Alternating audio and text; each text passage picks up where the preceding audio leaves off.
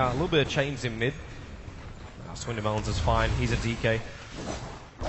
But yeah, what I was getting at, this lane in mid is actually a very good lane matchup for Ember compared to a lot of the matchups we see. The reason Ember mid is played pretty rarely in competitive Dota is that he's just a weak mid laner. He can get pressured very well by long-range heroes with harassment such as Queen of Pain and Lina. But Dragon Knight can't really put out the same amount of pressure. You Flame Guard and you just take the wave, and you can try to break the Flame Guard with Breathe Fire, but that doesn't cut it. It's not enough to remove it.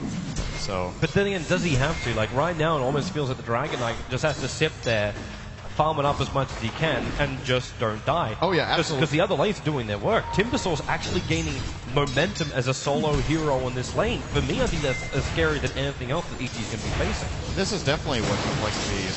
Stormbolt, top lane, they go on Fear. Fly will get the Light Strike array as well with the Poison Touch. Fear, he won't have the movement speed to escape. Evil Geniuses! They're down 2 kills to 0 here in the early stages of Game 2. Very good movement here from Z-Freak and Zizzy after the stun combo, making sure they get the maximal damage out of the Shadow Wave. Getting 2 targets with Shadow Wave, dealing some good physical damage to Fear, bringing down the Razor. Okay, I want to ask you about this. PPD, he's in the jungle for 4 minutes now. Found 3.5 levels with 2 points up in the aura. Does PPD come out and actually be a presence on this top lane? He's only got Frostbite right now. When does the Crystal Maiden become effective? And I'm asking this as well because I'm just thinking when it happens, PPD is just going to end up feeding himself. He's going to need to find the best way for himself to have an impact while getting farmed. I think this is the kind of game where it's really important the Crystal Maiden gets farmed. Middle lane. It's kind of weird because you usually don't pick CM like he's that. in real trouble. Yeah. Dragon Tail stun. He gets the Flame Guard up, however, so he's able to tank through a lot of this and actually turn on to Fly. The burn's doing his work, and Swindon Melons putting his body in front of him. Level 3 Flame Guard blocks 350 magic damage, so it's both spells from Fly as well as a Dragon's, or a Breathe Fire pretty much. They need to get through that in the first place, and then, well, they haven't really damaged him. But yeah, what I was going to get at is that I think the CM in this game has to get farmed to get a good ultimate off, because, as mentioned, they will need to get some sort of magic damage in order to pierce all the armor. So PPD's involvement in this top lane should be, he should try for ganks when there's a really high probability of success, but he shouldn't come in just to harass. It's not going to be worthy of his time. He has to find a way to build toward a Glimmer Cape, for example, or something that will enable him to use the Freezing Field later on in the game. But full-time jungling is not good either. It's actually really slow on Crystal Maiden. It's deceptively slow. You're like, wow, I can keep this has been opening right now, but he missed the chains, and that means Swindon Melons can turn around, goes to the Dragon Tussle over on the Tusker, Fly with his follow-up stun, but not enough life to really stay that close to the Ember Spirit. But this is the first rotation now from the Tusker. And Universe unable to find the opening while on bottom lane, Warcry. Sven just trying to outrun Fear. He stole 28 points of damage, but the creep wave also went so far behind the tower that Fear was forced to back up. He had no more support there. So far, so good in the early game for complexity, in my opinion. Sven is not finding that much, but neither is Razor. Like, the nature of this lane with how they're pressuring each other, a lot of CS will just be lost. And the effective trade-off is Ember is getting a really good mid lane for the Timbersaw getting a really good safe lane. And I think this is a very, very good Timber game. This hero shreds Ember as well. It's something we haven't talked about. By having 3 abilities that can potentially deal pure damage, of course Whirling Death depends on a tree, but the 2 others are guaranteed pure. They pierce the Flame Guard. So Moon Meander can very quickly make work of Sumail if he gets out of his Searing Chain is going again here. Smelly's got Spirits to commit if he wants to go after Swindle, but coming underneath the tier 1 tower is not something he wants to do this early on. Let's actually just do a Timber Shake, because we haven't had a Timber really in a while. What's the item build that Moon Meander is looking to do in this game against EG's heroes as well? I think if you get this much free farm, you're probably looking for Arcane Boots into Bloodstone. It's an item build that's so effective on Timbersaw because he gets so much armor from the reactive armor. Swindon Melons is dead. Their Spirit, Snowball, he's only got 1 point up with the Dragon Blood. The double TPs are on the way, and it's actually Moon Meander coming in. He finds Universe, but needs more damage. He's not going to find it. Dazzler says Shallow Grave himself. Sumail, Spirit's up, and he's actually, is that even on the high ground? I don't think that actually is. Oh, it is. It's just on the edge. He'll go up, while Aoi 2000 looking for some other revenge. His TP out. Will it be in time? No, it will not. Moon Meander will find the kill. It was still, however, Sven also dying on the top lane during this engagement. So EG find the better trade-off. Yeah, this is very important. They don't only get 2 for 1, but they also force a rotation from Timber off that bot lane. So a little bit of farm gets lost. Moon Meander, however, did get 1 kill there, so I guess that kind of evens out in the end. But I'm actually surprised he didn't try to go for the Ember Spirit a bit earlier. When he TP'd in, his target of choice was the Tusk, who had like full health and should easily be able to escape. Whereas if he hits a Timber Chain there and catches Sumail off guard, he might have actually been able to blow him up. But probably just respecting the ability of his opponent. Expect a fast Fire Remnant into Jaunt, or what's it called? Activate Fire Remnant. It's actually a pretty boring name when you think about it. Fire Remnant and Activate Fire Remnant. Well, as Blizz says, inventive names. What was it, the Dragon Knight? This is Blue Dragon. Doesn't even have wide eyes. But Complexity. They were trying to move around, and like Timbersaw was thinking about going up the top lane. There was a little bit of indecision, so he stuck around in mid, fakes the chain against Sumail. But this let the DK have a little bit more space on bottom lane. Went to Dragon Form, Swindle Melons, and he dropped that tower down by a grand total of 52 life. So maybe not as effective as I was initially thinking it was. But he's at least able to find his farm down here quite safely.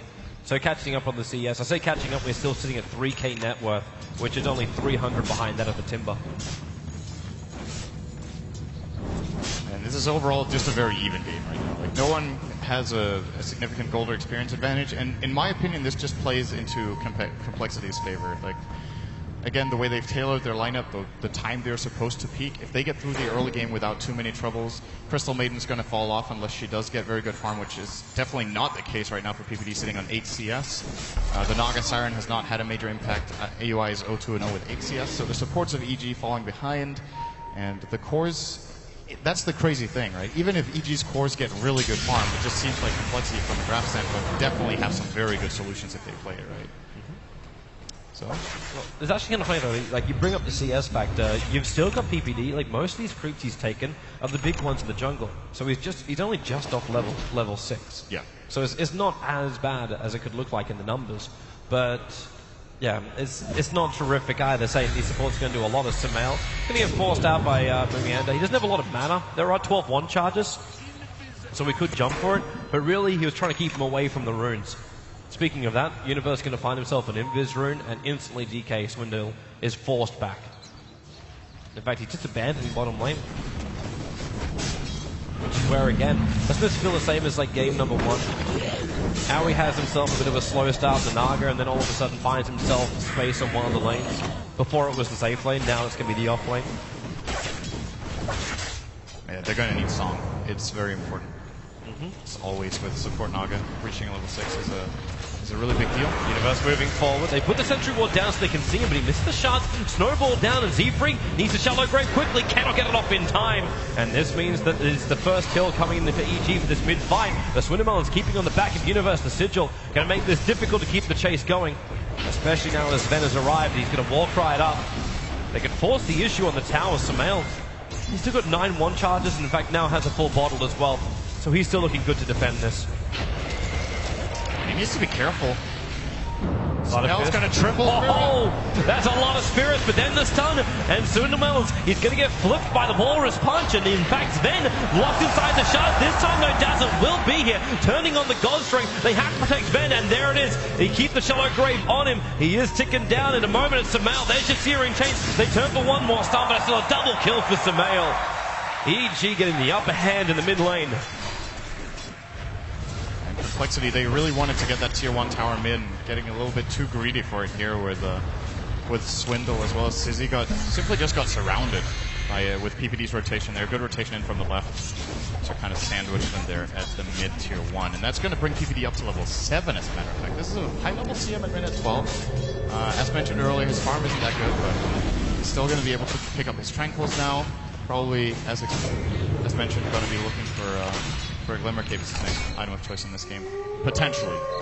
It's also possible he's going to be even more ambitious and look for something like a BKB first, just to guarantee his ult. Because there's no BKB counter in this game for Complexity.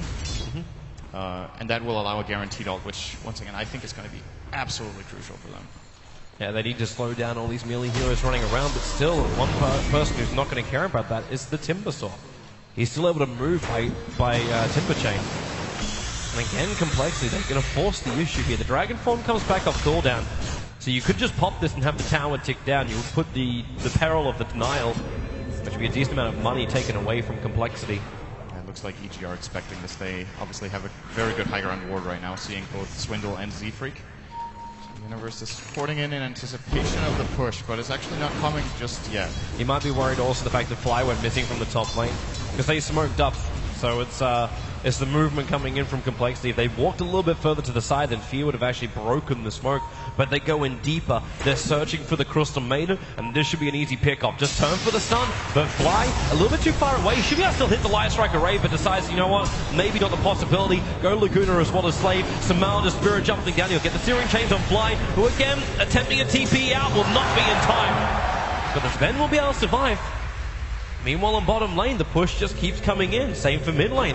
Dragon Form kicks in, and Evil Geniuses, they managed to walk all the way down. In fact, they're just going to go for the snowball. Searing Chains, where's it going to come from? Samal, not enough mana for it, even with the 3-1 charges. A very early Shallow Grave from the Dazzle, and there's not much more he can do here apart from a quick heal. Timbersaw will arrive, and Samal, no mana with the Whirling Death, but the Tusker, the shards are able to connect. He finds a kill on the DK, and now the Timbersaw's dropping as well. And EG, they brought in all their friends and had a party on Complexity's corpses. They are just so greedy for this middle tier 1 tower, and EG are taking full advantage of it right now. This is very, very important for them to get a head start in this early game, and Razor being involved here as well is going to speed up Fear's mech, which I think is coming out soon, and a very big pickup against this Radiant team that has a lot of AoE burst damage. Sumail has eyes on Zizzy. They will need some sort of secondary TP to set this up though, but might also just be a counterplay coming in here. Where's your Searing Chain, Samal? He can't find this kill, not now that the Dazzle is up here.